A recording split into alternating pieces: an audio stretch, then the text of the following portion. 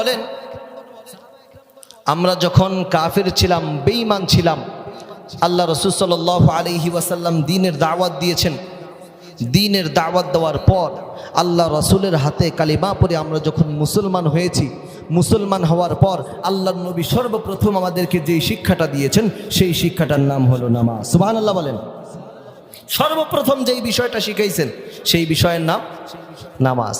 মুসলমান যদি না হয় তাহলে তো তার নামাজের দরকার নেই, কিন্তু আপনি যখন মুসলমান হয়ে গেলেন তাহলে নামাজ দরকার আছে না নাই?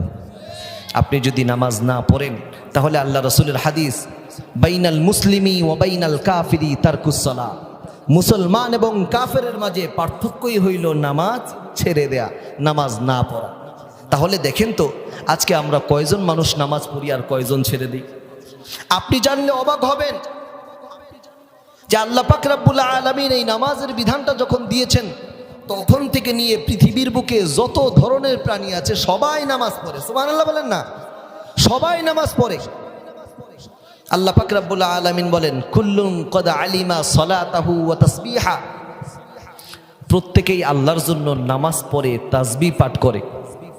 ওয়া ইম মিন শাইইন ইল্লা ইউসাব্বিহু বিহামদিহি ওয়ালাকিন লা তাফকাহুনা তাসবিহাহুম, কিন্তু পশু পাখালি গাছগাছালি এরা যে আল্লাহর ইবাদত বন্দি করে, তাসবিহ পড়ে, নামাজ পড়ে, এগুলা আমরা মোটেও কিছু বুঝি না, জানি। কথা বলেন ঠিক না বেঠিক?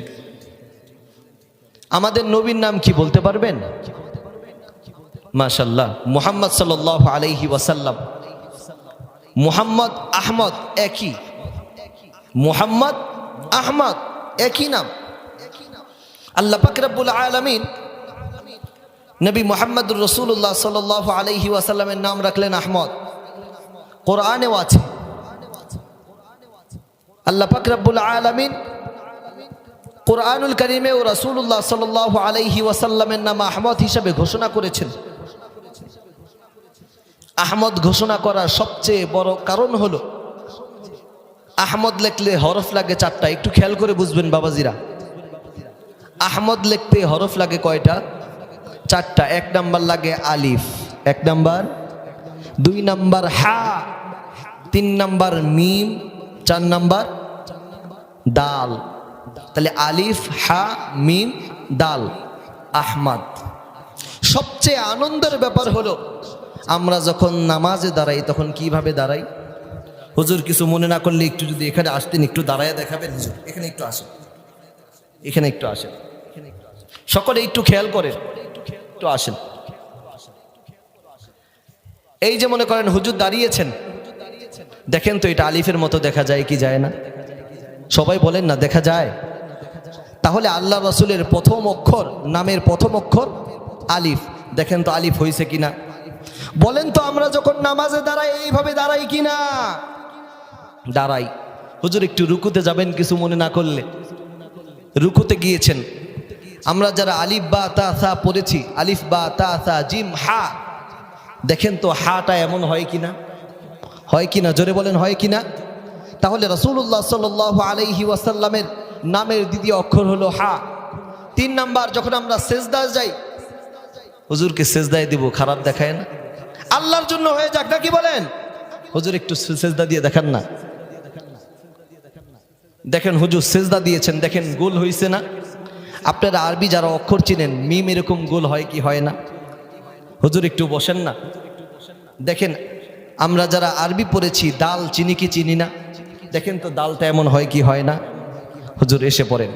তাহলে দেখেন নামাজের ভিতরে 4টা সূরত, একটা হলো দাঁড়ানো, একটা হলো রুকু, একটা হলো সিজদা, একটা হলো বসা। দেখেন দাঁড়ানো অবস্থা হলো রাসূলুল্লাহ সাল্লাল্লাহু আলাইহি ওয়াসাল্লামের নামের প্রথম অক্ষর আলিফ। রুকু অবস্থা সেটা হলো হা, রাসূলুল্লাহ সাল্লাল্লাহু আলাইহি ওয়াসাল্লামের নামের দ্বিতীয় অক্ষর। এরপরে আমরা যাই সেজদায়, সেজদাতে গেলে মানুষ গোল হয়ে যায় মিমের মতো। রাসূলুল্লাহ সাল্লাল্লাহু আলাইহি ওয়াসাল্লামের নামের তৃতীয় অক্ষর হলো মিম। এরপরে আমরা সেজদা থেকে বসে যাই, বসাটা হলো দাল। রাসূলুল্লাহ সাল্লাল্লাহু আলাইহি ওয়াসাল্লাম তার নামের সর্বশেষ অক্ষরের নাম হলো দাল। সুবহানাল্লাহ বলেন।